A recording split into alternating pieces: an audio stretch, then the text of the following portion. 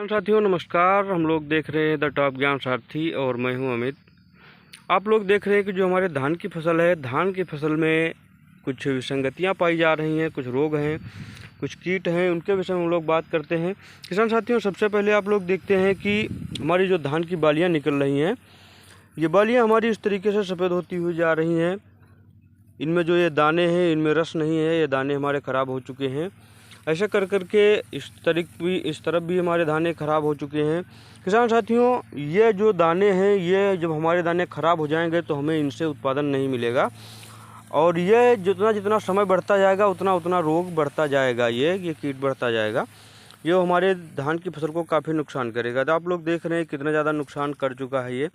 किसान साथियों ये बहुत ही गंभीर समस्या है, क्योंकि इस समय आप लोगों ने अपने खेत में पूरी लागत लगा चुकी है। अब लास्ट समय है केवल दाने बनने का और दाने भरने का, उसके उपरांत हम लोगों को इसकी कटाई कर लेनी है। किसान भाइयों मुख्यतः किसान साथी इसको दाने के लिए ही लगाते हैं धान की फसल को।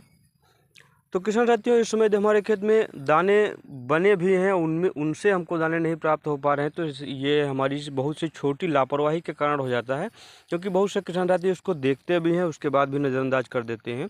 तो किसान साथियों ऐसा बिल्कुल नहीं करना है। आप लोगों को इस रोग को या इस कीट को नज़रअंदाज तो नहीं करना है, क्योंकि इसको नज़रअंदाज करने से हम लोगों को बहुत से नुकसान हो जाएंगे।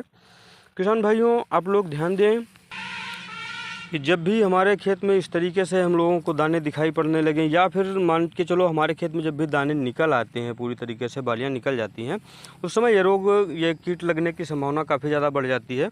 और ये हमारा जो धान का नुकसान होता है, ये गंधी बग नामक कीट से होता है।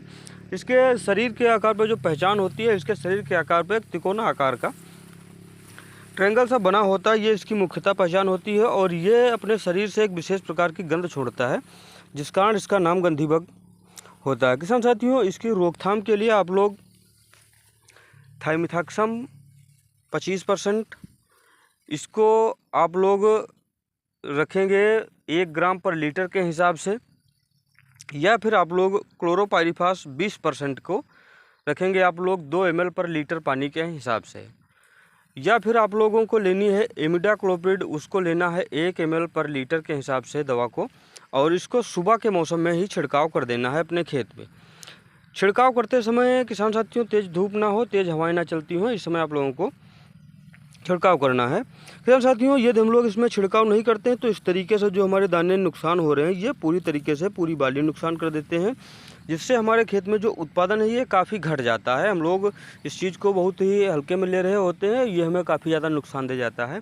तो आप लोग भी इस नुकसान से बचें और अपनी फसल को अच्छी तरीके से पैदावार करें। धन्यवाद।